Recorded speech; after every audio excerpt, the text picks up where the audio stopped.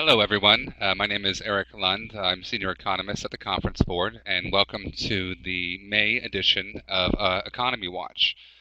Today, we're going to be talking about, of course, COVID-19, but from a different dimension. We're going to be discussing both the impact on the U.S. economy and our current outlook on U.S. growth. But we're also going to be tackling the labor market in the U.S. Today, and I have a few guests to join me. We have Frank Steamers joining me from New York City, as well as Gad Lebanon. Frank is one of our labor market economists, and Gad Lebanon is the head of our labor market research group. As is always the case, if your organization accepts CPE credits, you can go ahead and earn them today on the call. You'll need to put your name into the box on the lower right-hand side of your screen, stay for the entire duration of the webcast, and make sure to hit those three pop-ups that occur over the next hour. So we're going to dive straight in today to the U.S. outlook. But the first thing that we're going to do before we start letting you know what we think is getting a sense of what you all think about the U.S. economic growth prospects for this year. So we're conducting an audience poll. The question is, what do you expect U.S. GDP growth to look like in 2020? As a reference point, growth in 2019 was 2.3%. The choices are +1 or higher growth, zero growth or around zero growth, a contraction of 1 to 5% for the year, a contraction of 5 to 10, and a contraction of greater than 10%. So let's give, well, it looks I think most people have had a chance to weigh in here. Can we lock that poll up, please? All right, close the poll.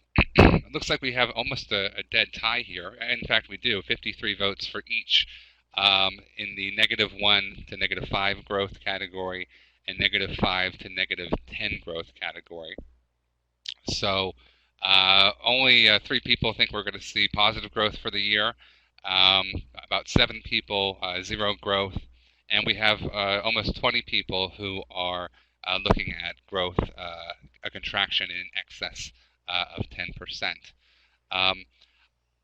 I think that this is probably in line with our thinking.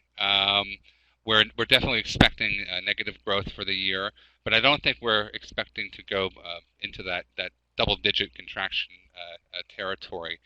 Frank, do you have any comments on the results of the poll? Yeah, I must say I'm almost already happy that that not many people expected we get lower than 10% growth. But of course we can still end up there. It really depends on what happens with the virus. And as you will also be talking about, our forecast of course take into account probably growth rate between -5, -10. But it could get worse. But let's not hope so. Yeah, and I think it's also important to note that every quarter we're going to be getting these GDP growth numbers, right? We got the first quarter GDP growth number just last week. It was a contraction of 4.8%, but we're going to get some pretty ugly numbers that come out over the next couple of quarters. At least we think the second quarter, maybe further as well, that go into the double digits. 20, 30, 40% contraction. It's important to note that those are annualized growth rates. So just because we have a 40% contraction for the second quarter, perhaps, doesn't mean that we're expecting a massive contraction for the year overall. Frank, did you have anything that you wanted to weigh in on in terms of the audience response? You mean Gad? Yeah. So, No, I don't have much to add. I think it's going to be almost unprecedented recession in terms of the deepness in our lifetime. So, terrible time for the country. Very interesting time for economists. unfortunately, yeah. Okay, let's go ahead and wrap that poll up and get back to the the deck. So the first thing that I always like to do when we talk about the U.S. economy, we update our outlook on a monthly basis. is to take a look at what our in-house developed leading economic indicator looks like. We had a very, very large decline, the largest decline that we've ever had in 60 years in the LEI this last month, which is indicative of a very sharp, very strong contraction in the economy on the horizon.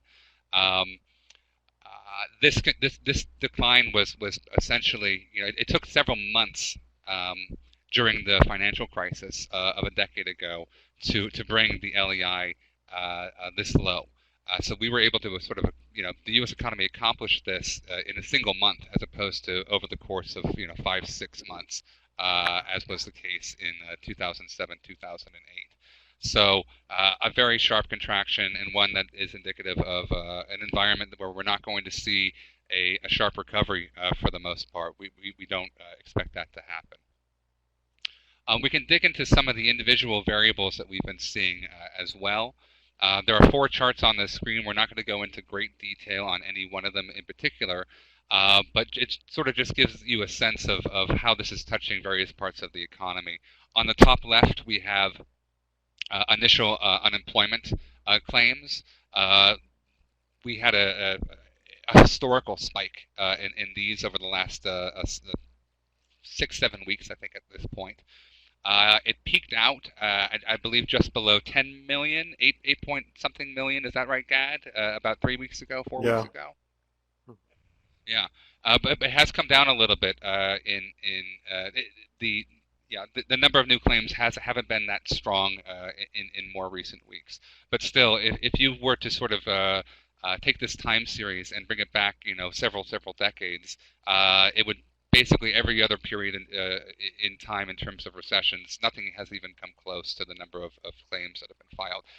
Gad and Frank are going to talk about this a lot more later on in the program when we get into the labor market topic. On the top right, we can see retail sales, real personal consumption expenditures. Again, a very sharp drop there as well. Bottom left, we're looking at some of the numbers coming out of the property construction sector. We have housing starts and housing permits. We had started this year in a very positive sort of footing in this environment. In fact, in January, we did our economy watch on the U.S. housing market. We had expected that this was going to be a big tailwind for the economy in 2020. And if you look at the starts and the permits data more recently, we can see that they've really dropped pretty precipitously, and we expect that to continue over the coming months as well. And then finally, on the bottom right, we have a chart that takes a look at the manufacturing sector in the U.S. We have both industrial production in manufacturing, which is that blue line, which has dropped again pretty largely. We had actually been the manufacturing sector in the U.S. had been having some trouble in 2019. It had been growing sort of below zero, but was trending upwards. We were expecting this sector to perform a little bit better in 2020, but the pandemic has really pulled the rug out from underneath it. And the red line is capacity utilization in manufacturing. So again, a real drop there as well. So what does all this mean in terms of what's sort of in front of us for the second quarter and later on in the year? As I said, we already have a little bit of a taste of this in the official GDP data for the first quarter of this year. We had a contraction of 4.8%. Again, that's a quarter-over-quarter annualized number. And so, the majority of the lockdown that we've seen and have experienced in the U.S. has really sort of been more focused on April. The impact only hit us in really the last 2 weeks or so of the first quarter, and so the real pain we're expecting to see is for April, and that's going to be, of course, reflected in the Q2 data. So, what does the Conference Board expect for the second quarter? What do we expect for later this year? That is a great question. We have We have traditionally tried to tackle this topic by putting out just a single a forecast for what we expected over the coming 6, 12, 18 months. Um, but due to the volatility that we find ourselves in right now, we've been forced to pivot away from that and actually offer a variety of different scenarios. So we currently forecast 3 different scenarios for the U.S. economy. On top of that, typically our economic forecasts have been built on top of an expenditure model for the economy. So that's consumption, investment, government spending, and trade. But we had a difficult time trying to wrap our heads around, how much of a consumption hit is there going to be versus an investment hit. And so we developed a new model in-house as well, where we actually look at the value that's generated across various sectors or industries in the U.S. economy. So we're taking a look at arts and entertainment. We're taking a look at accommodation and transportation and various sort of categories of industries and making projections in terms of how they perform. And then from that, we're sort of weaving together the aggregate story for the economy at large. Indeed, we have a version of this model that we make available to conference board members. So if you'd like to take a look at this model, make sure to give us an email and we can share that with you. Again, that's for conference board members only. In terms of what the actual model and forecast is, these scenarios, you can see that they're on the screen currently. We have a V-shaped scenario, which is that orange line that you see on your screen. It is predicated on peak COVID-19 cases taking place around early May, a deep contraction in the second quarter, and then as the economy unlocks more rapidly, a pretty sharp rebound in growth for the year. For later in the year. Of course, there's a risk to that, and we've seen this risk arise in other countries that have sort of opened up and unlocked their economies maybe a little bit prematurely. Singapore, for instance, had a resurgence in COVID-19 cases after their initial lockdown period, which has resulted in a second period of social distancing. And that's one of the risks that falls out of that V-shaped orange line. So we have this second one, the W shape, this red line, which drops off later in the year, and as cases come up again, and social distancing policies are re-implemented in different parts of the country. Finally, we have what we call our sort of more U-shaped recovery. This is the gray line. This assumes that the repeal of a lot of these social distancing policies in various parts of the country is a little more gradual. Restaurants open maybe at 30% capacity and then gradually increase the number of people that they allow to come in. Manufacturing comes back at 50% with staggered shifts, things like that. And there's more of a month-by-month repeal of that allows the flattening of the curve to continue. That prevents the virus from coming back in a strong or meaningful way later in the year. But of course, that does have implications in terms of overall economic growth. And you can see on the left-hand side of the column that's on the right of the chart, we have the annual growth rates that fall out of each one of these scenarios. So for that V shape, we expect a contraction of about 4% for the year. The W results in that contraction of 6.1%, and the gray U-shaped has a contraction of 7.2%. The other thing to note about this, of course, is that with the W shape, we have a negative impact on growth in 2021 as well. And you can see that we have some projections for the first half of 2021, which is the area to the right of the dashed line in that chart there. So that's our current thinking on the shape of these possible scenarios. I see that we have a bunch of different questions here. Gad, Frank, have you seen any that Yeah, so Eric, I see a couple of questions about the swoosh-shaped scenario, and somebody's asking about the probability you have assigned to these scenarios. So if you can talk a little bit about that. Sure, we get a lot of questions about the probability. So we keep on a monthly basis, sometimes on a every 2 weeks, we're updating our forecasts and our expectations. So we're reluctant to give too strong of a probability assignment to any of these because they change. But I think I would say this. I think from a business planning perspective, in terms of being able to predict risks and outcomes and organize activities accordingly, there is something to be said about that U-shaped scenario. It's the one where it really mitigates the additional downside risk of a second outbreak of the virus. And yes, while it does result in lower growth for the year, I think it puts the country on a better footing for sustained growth in 2021 as well. So I think for the most part, all of our V-shaped scenario is more of a swoosh shape than maybe a sharp V. That's a good point. Maybe we should rename it swoosh shaped instead of Eric, V-shaped. I think that it will not be enough to use 2 dimensions to describe the scenarios. We would need like 3 dimensions accompanied by waves, noises, and stuff like that. It's becoming Yeah, yeah, a lot of different dimensions to it. Absolutely.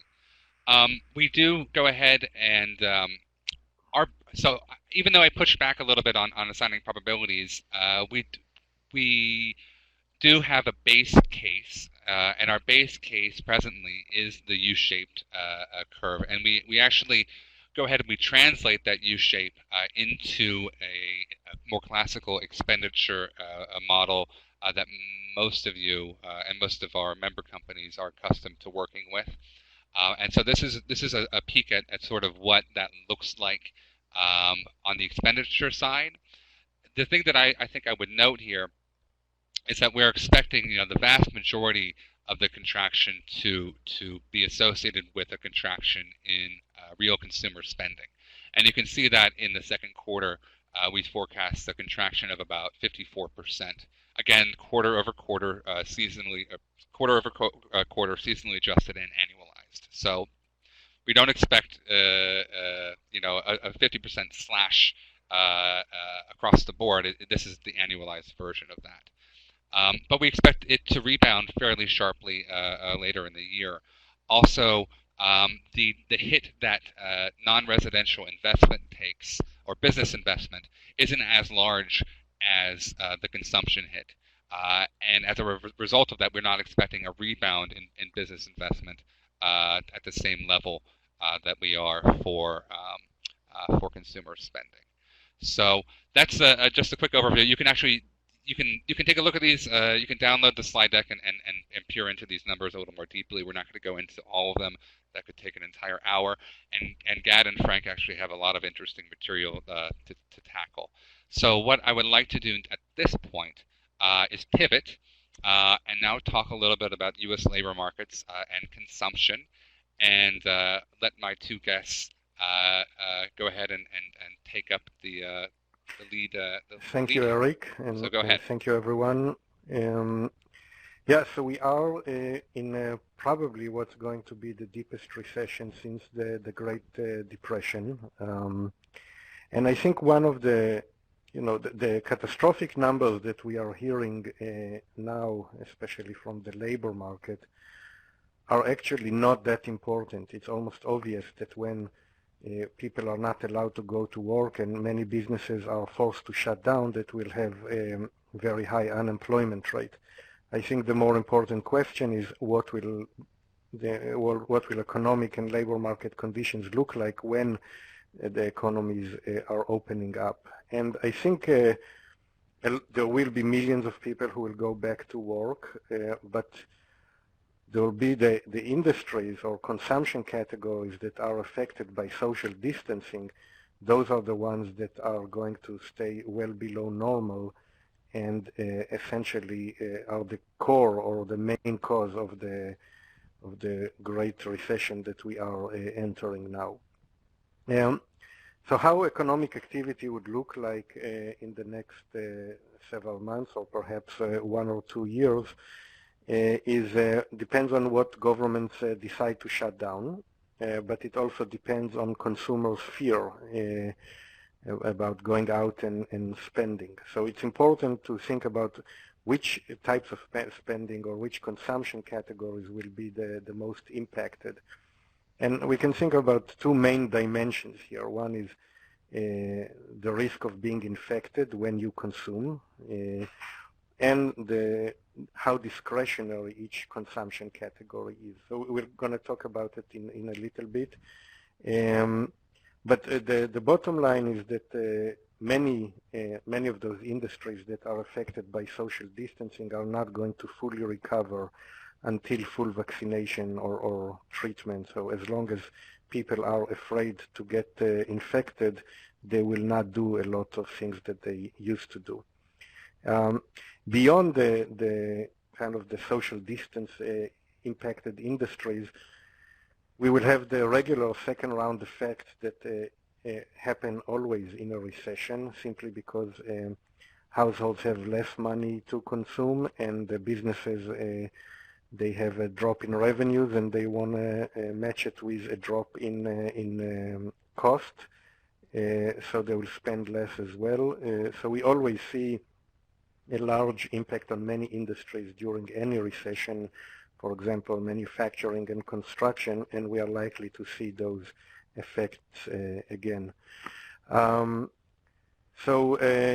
The unemployment rate is already at 14.7%, which is an underestimate and probably will rise further in May, and we're likely to be in double digits unemployment rate for the rest of 2020. So a little more about the consumption part and the social distance. What we have in this metrics here, we kind of ranked a bunch of consumption categories in 2 dimensions. On the columns, you see how infectious those activities are. So, for example, going to concerts or sports events or movie theaters where you're exposed to a lot of people in a sometimes closed environment, or moving to a nursing home, which unfortunately became very contagious, going to a gym, anything related to being in a hospital or in a daycare. Those are very contagious activities. On the left, we have things like regular retail shopping and car repairs and appliance repairs that do have some contact with other people but are less contagious. So that's one kind of dimension, how likely you are to get infected in doing those activities. The other is how discretionary those activities are. So another way to think about it, how easily can you avoid doing those things for a year or two? So it's probably easier to avoid going to full-service restaurants or remodeling your house or going to those entertainment events. It's a little more difficult to avoid car repairs or appliance repairs or going to some physicians and dental offices, although that depends. Some of those things are like if you have a tooth that hurts, then you'll definitely go to a dental dentist office. But if you, for the annual checkup, if nothing hurts, you may postpone it in a bit. So those things that some things are more discretionary, some things are less. The closer you are to the upper right corner here, the more likely those industries to suffer or to recover slowly. So a lot of those entertainment events are both highly contagious and very discretionary. So those things will probably recover very, very slowly. So that's one element. Beyond the ones that are sensitive to social distancing, as I mentioned earlier, there will be second round effects, and some industries are more cyclical than others. So, for example, construction, and so here we separated the industries that are more impacted by recessions and industries that are less impacted historically by recessions. So construction and most of manufacturing are very sensitive to recessions. But within manufacturing, food and health-related manufacturing typically are more recession-proof, as well as utilities and mining. Automobile and furniture retail is very sensitive, but food and kind of Walmart stores and women's clothing are less sensitive to recession. It's funny because women's clothing is less sensitive, but men's clothing is very sensitive. I guess for women, clothing is not discretionary but essential. When men can wear the same clothes every day. Just a prediction.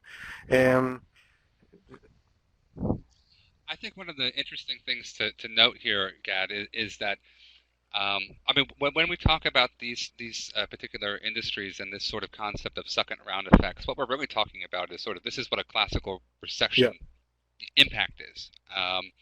But this is different, right? This is an exogenous shock that's being that manifests itself as this pandemic that is basically impacting the supply side of the economy. That's shutting down businesses, that's shutting down restaurants, that's resulting in these layoffs, and that as this second round sort of manifests, we're getting out of that sort of that shock scenario and dealing with the aftermath, which is more of a classical sort of business cycle kind of recession, right? As in every recession, household income goes down and consumer confidence goes down, and then household decides what they are going to continue to purchase and what they are going to stop purchasing. And historically, though, there are things that often fall in one of those two buckets.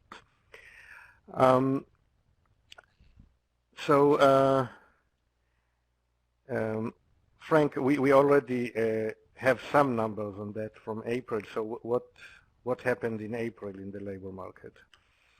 Right, so of course we had been waiting for this May 8th report because we already got some idea of where the labor market was going by looking at the March job numbers, but these March job numbers didn't take into account already the full extent of what happened since the pandemic.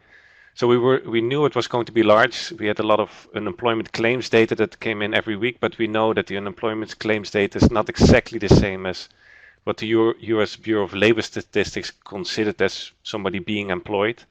But we saw a decline in jobs of over 20 million, an unemployment rate that almost reached 15%. And we're going to talk a little bit more about the unemployment rate in the next two slides, because of course it's a very important indicator, but we know there have, especially in this time, been quite some issues with and how to interpret it. But in this chart, let me first talk about the job losses and how they were extending across basically all industries. So at the top of this chart, so let me actually first explain what we're looking at. So the labels represent the absolute numbers of job losses, and the size of the bar represents the job loss in percentage change compared to February. So at the top of the chart, you see amusement, gambling, we have food services and drinking places, performing arts, accommodation, and that were of course industries that we had expected to see up there. They had compared to February, a decline in employment of 40 to 60%. So that are huge job losses. Some others that I maybe want to point out, offices of dentists. Maybe I hadn't directly expected that, but if you think of it, of course, like dentists are at most risk of getting the virus. Of course, a lot of dentist offices closed down.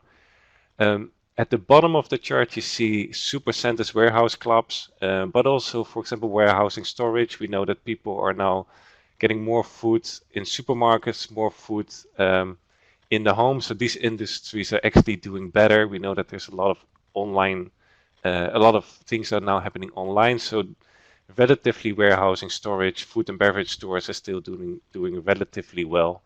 But overall, it extends across all industries. And lastly, in this chart, I want to point out construction and manufacturing. They're kind of in the middle of the pack here. And you can see that, yes, they had already a big decline in employment, but connecting it to what Gert was talking about the cyclical industries, maybe in the coming months, we will expect to see more people come back in certain industries as they have maybe already reached the bottom.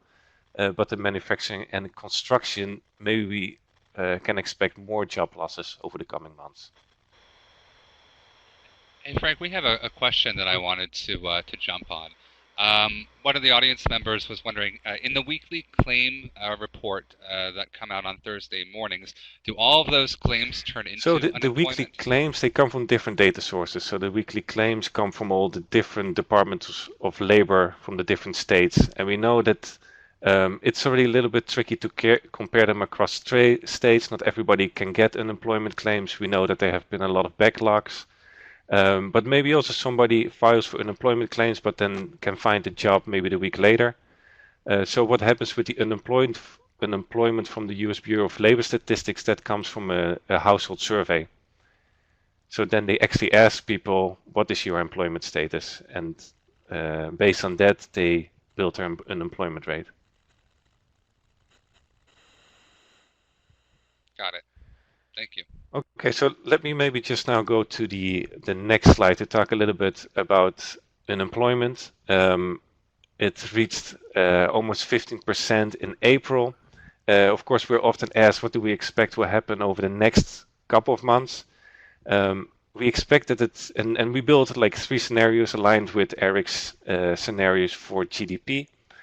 We expect that it will further rise likely the unemployment rate into May. Of course, we know that there have still been job losses in the second part of April. We know that the data is always collected in the first half of the month.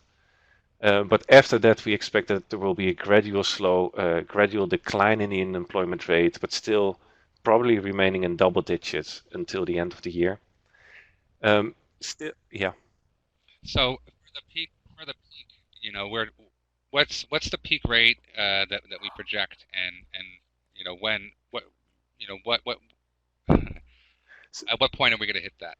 That's a key question that people want to know. When and Yeah, how so fast, I think it's I understand the question.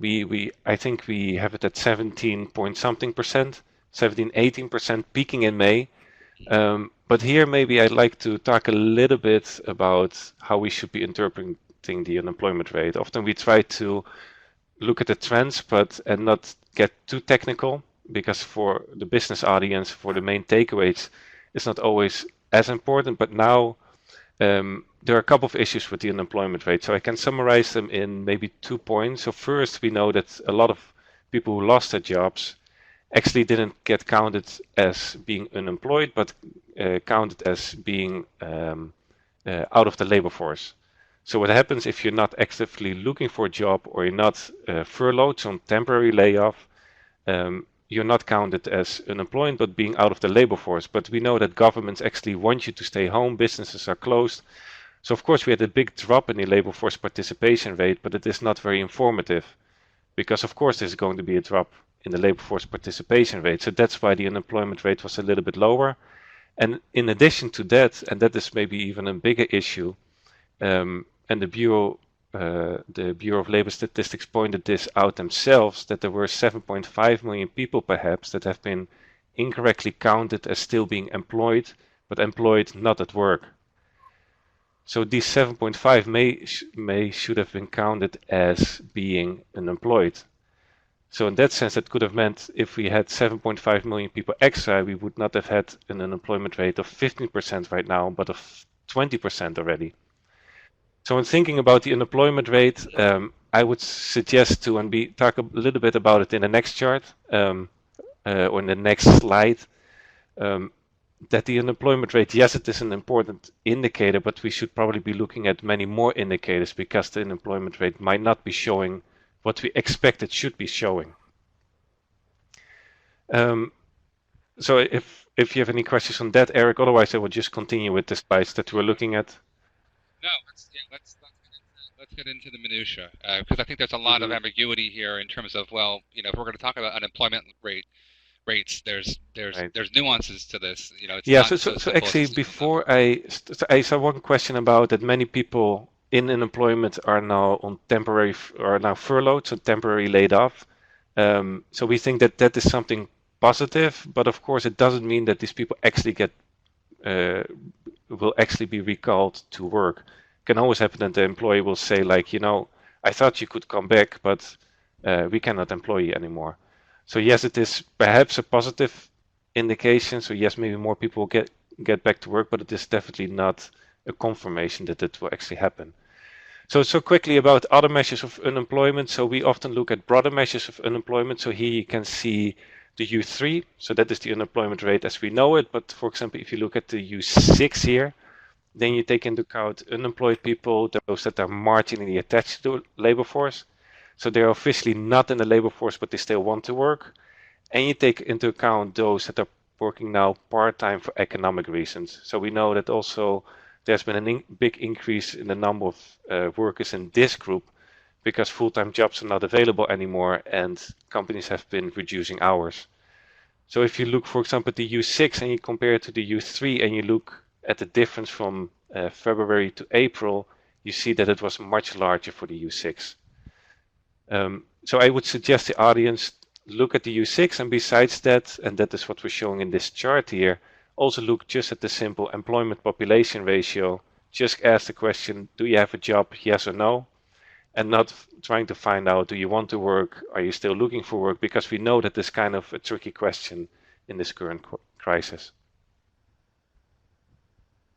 I, Okay. uh, I, Let's go ahead I just want oh, go to ahead, mention, Gad. because we don't have slides on this in this webcast, but we did some analysis on, who are the people who are likely to lose their jobs, especially in the next several months, who are the people who are likely to remain unemployed because their jobs are related to the social distant impacted industries. And we find that they are very different than the people who work in other jobs. So the people who are likely to lose their jobs are much more likely not to have a college degree. They are their average wages are almost half the amount that other people earn. They are much more likely to be women and much more likely to be women of color. So especially the share of Hispanic women in those types of jobs is double their share in the overall economy. So we are likely to see an uneven impact of those layoffs with people at the lower end of the income and educational distribution much more impacted by this crisis. No, that's a great point, Gad. When we say we're all in this together, some of us are actually shouldering the burden a little bit more than others are. We have a poll question that I want to get to. Can we pull that poll question up quickly? So, second poll question: how is your organization currently responding to COVID-19? And select all that apply. You don't have to pick just one. Um, are you increasing hiring? Are you reducing hiring? Reducing hours worked? Uh, cutting bonuses? Cutting wages and salaries? Has your organization started to implement furloughs, permanent layoffs, or are there other strategies that have been implemented that we haven't listed here? So we've actually done this poll with other groups as well. We want to compare what you all think with what some of the other groups have told us as well. A lot of choices. So I think we've got a pretty large share of the audience weighing in. So can we lock that poll up, please? All right. Well, I think not a lot of surprise about the reduced hiring. It kind of biases the results a little bit. But in terms of the other categories, it looks like furloughs took second place with about 55 people or 31% of the audience, or 31% of the people who voted weighing in. Also high cutting bonuses, others, which is a bit ambiguous, Um, what do you guys think? Is this in line with what other organizations and other groups have told you? You know, I think there is some dose of optimism here that despite all the catastrophic numbers that we are seeing out there, only 17% of our respondents here say that their companies actually resorted to layoffs. So that's that in some way encouraging, and also a reminder that while this crisis is devastating for many industries, many other industries are less impacted or impacted in a way that doesn't force them to resort to layoffs yet, at least. So I think there is some, you can give it a positive spin if you wanted to. Well, there's a member of the audience who just said there's a bias sample because everybody on is still working. I don't know if that's 100% true, but I'm sure that there is some bias in the sample that are, we're the audience, somebody who logs into this webcast, probably have certain interests and Although certain there is professional there is backgrounds. someone who replied to that and say that they are not working. So so even we have some a wide disparity even within this sample. Sure. So, Frank, anything to note Well, that jumped just out to you? to continue what Gert was talking about, we actually had a webcast early March where we also asked like a similar question, and that at that point nobody was picking permanent layoffs yet. So we now see it a little bit more. We also see more temporary layoffs. But this, of course, goes well into my next slide because we actually fielded this a survey with 150 HR leaders, and we asked them like a similar question, a little bit more complicated, of what are the actions that you have already taken in response to COVID-19, but what are also the actions that you're expecting to take in the next 3 months. So let me just maybe first can look a little bit at the results. Yes, we see restrict hiring, we see freeze all hiring at the top of the list, and that is like what we have also just seen in the poll question. But interestingly is maybe to look also here at in the middle of the chart. You see cut bonuses, you see conduct permanent layoffs, cut salaries. There you can see that yes, some people have already taken this action, but you see that actually the dark gray bar, that is what the expectation for the next 3 months. This bar is actually almost is as big or even bigger. So that means, for example, permanent layoffs. Some companies have already taken these steps, but more expect to take them actually in the next 3 months, because the first measures you always take is you stop hiring, maybe you defer pay increases. That is the third ranked in this chart. But once you realize, okay, this crisis is going to stay with us for a very long time, you need to start thinking about much more drastic measures. And that is what we probably can expect over the next 3 months, that there are going to be more layoffs, and yes, there are going to probably be more pay cuts. And So when was this this poll taken, we fielded this Frank? question in the second half of April. Okay. Well, so Of course, yeah. still Of course, we know that on the horizon. the crisis like develops every week very fast. A lot of changes over time. But I would say these outcomes are still relatively new. Yeah. Which is why that's why we do the scenario forecast that we're doing, right? Same the volatility. Okay. What about blue collar dominated industries? I Yeah, know so that you wanted to so talk let me about that a just go little to bit the as well. next chart here. So of course we know that there are also differences across companies. So what we did, we compared those companies that have mostly blue collar workers with organizations that have mostly white collar workers. And quickly you can see some of the main differences here, that when you look at reduced hours worked, that is something that is very normal for industry and manual services workers, but it doesn't really happen when you look at professional and office workers, so companies that employ a majority of these types of workers. The same actually when you look at all of these other actions, blue collar companies take much firmer actions in basically all of these different actions. I think that is partly due to the different types of contracts, partly due to the fact that professional workers have often more institutional knowledge, so companies are a little bit more hesitant to make drastic measures, where for blue-collar workers, they can take these measures, and they have also always been doing that. It is a much more cyclical. These occupations are much more cyclical, and so maybe the last thing I want to point out, we know that, or people listening in know that we have been talking a lot about blue-collar labor shortages up to February, and this whole story now seems to have been turned upside down.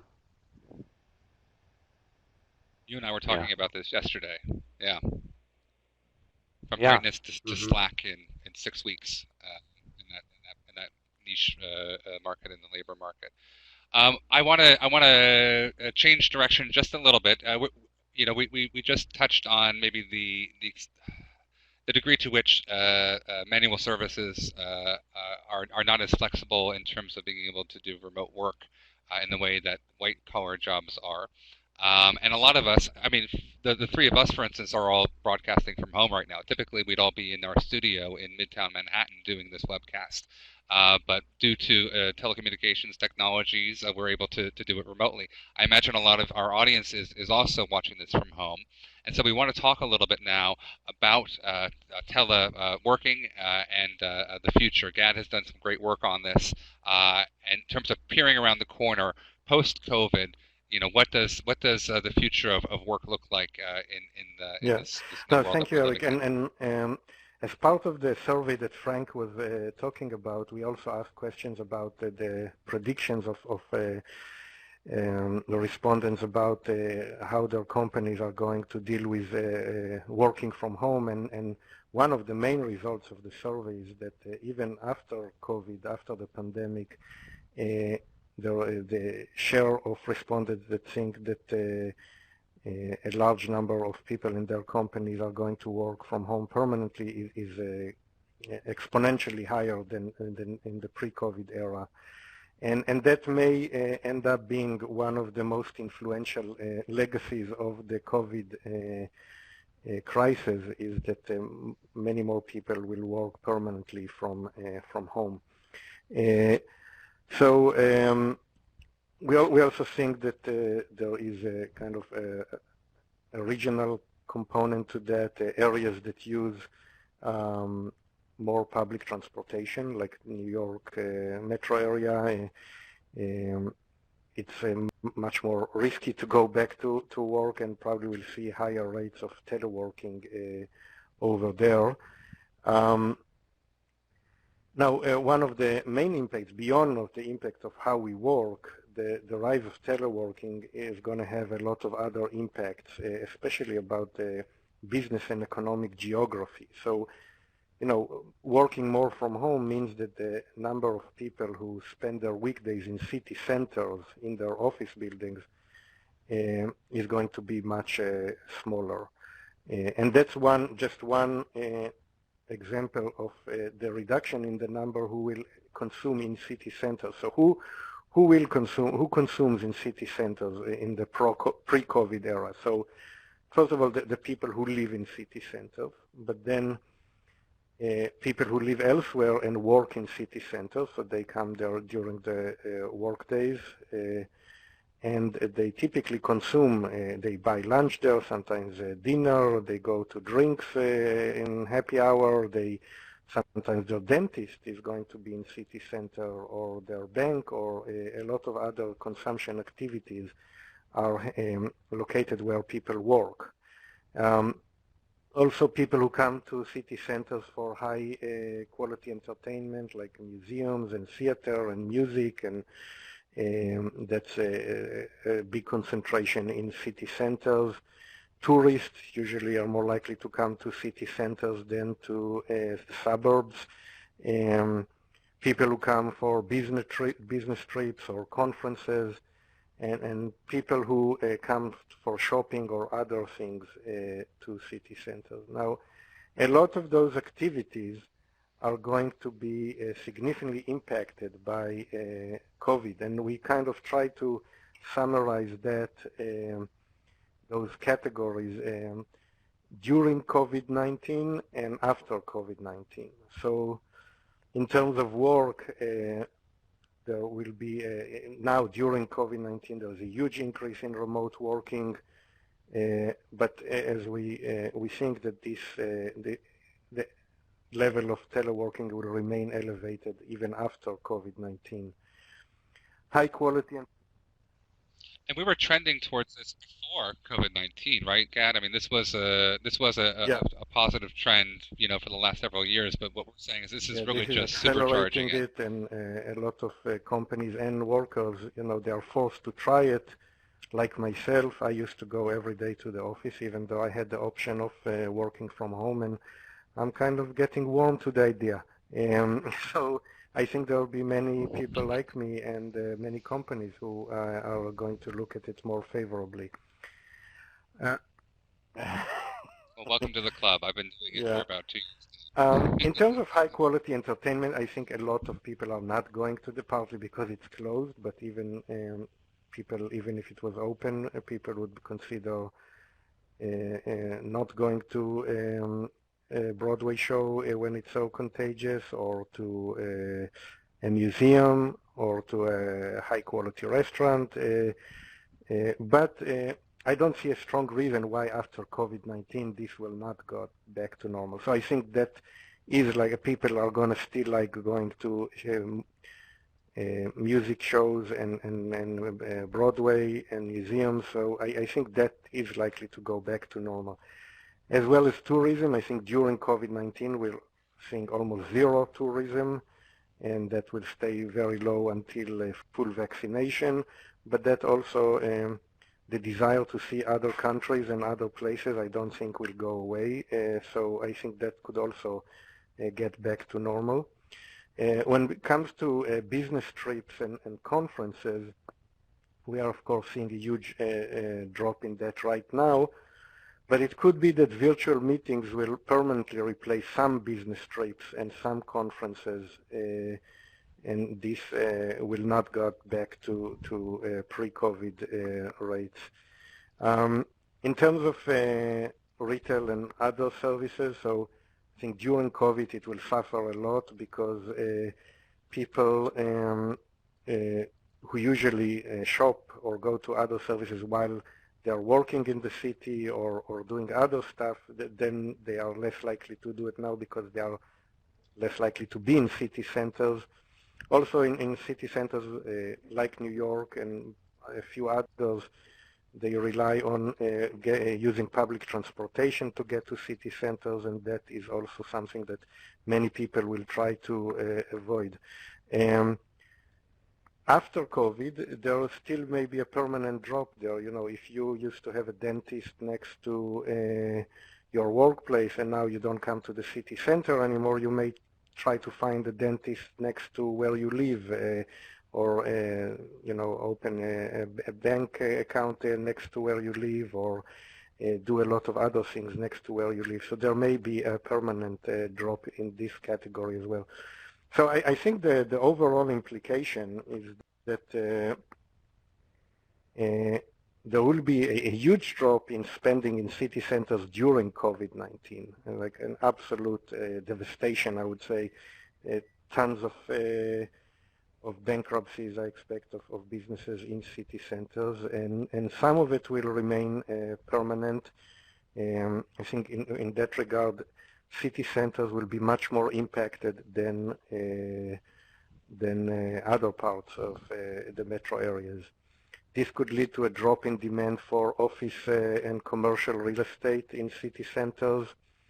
And perhaps even if you take it one step further, in terms of housing, if a lot of people chose to live next to city centers because of shorter commuting time, if they don't need to commute, that changes the equation. They may prefer to live further away from the city in a larger home. So overall, we may see a downward pressure on real estate prices in city centers as a result, and increase in spending outside city centers on retail, restaurants, and other services and real estate. So this is perhaps not, people don't talk about it yet much, but it could be one of the main legacies and long-term impacts of the COVID-19 crisis. Just, I know we are almost running out of time, but I just wanted to talk a little about some of the regional components. So in this chart, we see the share of workers who are commuting to work using public transportation by metros, and you see huge variation.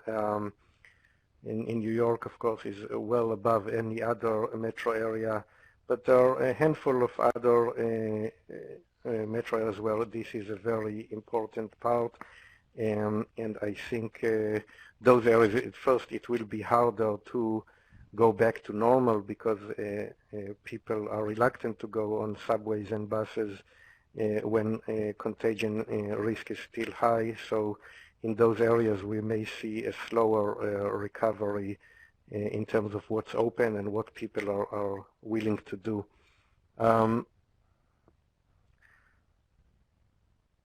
Other things that could impact the variation in economic and labor market conditions are, how much each region or metro area relies on the most impacted industries, especially, the vacation destinations like Las Vegas or Thailand or Monaco. They are going to see a long period of probably 1 to 2 years of very low demand and large layoffs. How much they rely on oil production, with oil prices at historical lows and likely to remain low for a while. So places like Texas, Russia, Saudi Arabia are more impacted. The areas that have a bigger current spread of COVID-19 with elevated levels, it will be also harder to go back to normal. So in New York City, Italy, Spain, there are probably longer lasting effects compared to areas where COVID was very marginal. And we mentioned also the public transportation, the reliance on public transportation and population density that are also factors that could impact the return to normality. And the share of older population, that's one thing that we didn't elaborate on, but there's probably going to be a very large difference between older people and younger people in terms of how long and how severe the social distancing they experience is or will be. So that will probably impact the spending. A lot of categories are strongly dominated by older population, and they are more likely to avoid doing a lot of those outdoor activities for the foreseeable future. So Eric, I think there was just one. Yeah. Yeah, we're coming up to the end of the hour, so Yeah. I'm afraid I'm going to have to stop short. One slide we missed out on, which isn't too bad considering how many great slides we had. There was one or two other questions that we got from the audience that I wanted to just quickly touch on. Two questions really about deglobalization and the implications for the U.S. The Conference Board has actually been doing work on global value chains and trends in international trade for a number of years now. And really, since the global financial crisis, one of the trends that we've been seeing, especially in advanced economies, is that the length of global value chains in the manufacturing sector especially appears to be shortening. Said another way, there has been a trend. If you look at the share of value that is being created by American manufacturers, a greater share of that value is actually being created inside of the country. So there is a trend towards localization, not just in the U.S., but in other advanced economies as well as in places like China. And so the length of these webs of supply chains does appear to be shortening. I think that is going to be a trend that's accelerated post COVID-19. I think that one of the first elements of the global economy to be disrupted by the pandemic was global supply chains, and it's something that manufacturers are continuing to struggle with. So yes, I do expect that trend to continue. I think it'll take different shapes in different parts of the country. I'm not hopeful that some things are going to return to the U.S., maybe things that are highly labor intensive versus maybe more knowledge-based kinds of production activities. Maybe there's a higher probability that those will land in the U.S. Um, but that's enough on that. Unfortunately, I'd love to talk about that for a full hour, but maybe we can do that in the future. We'll do another webcast just on the future of global value chains. We do these webcasts every the first Wednesday of every month. The next one is June 10th. For the next several months, we're actually going to be looking internationally. We've been focused a lot on the U.S. For the last several months, but we wanted to delve into COVID-19's impact on places like South America, the Gulf, Asia, and so we're going to be dedicating the full hour to each of these regions over the next couple of months. Next month, we'll be tackling Asia. We'll be examining the impact on India and on China. We offer a variety of resources. We are publishing constantly on the impact of the coronavirus on not just the U.S. economy, but many economies. So please feel free to stop by this website to take a look at our most recent work. We also have some great podcasts that we do. Feel free to check in on those. And we always like feedback. We're making more of these webcasts public. So feel free to chime in on what you think about that, on the quality of the material, on things that we can improve on. And we'll see you next time. Thank you both, Frank and Gad, for joining me, and thank the audience for spending an hour with us at the conference board. Until next month, take care, be safe, and good luck.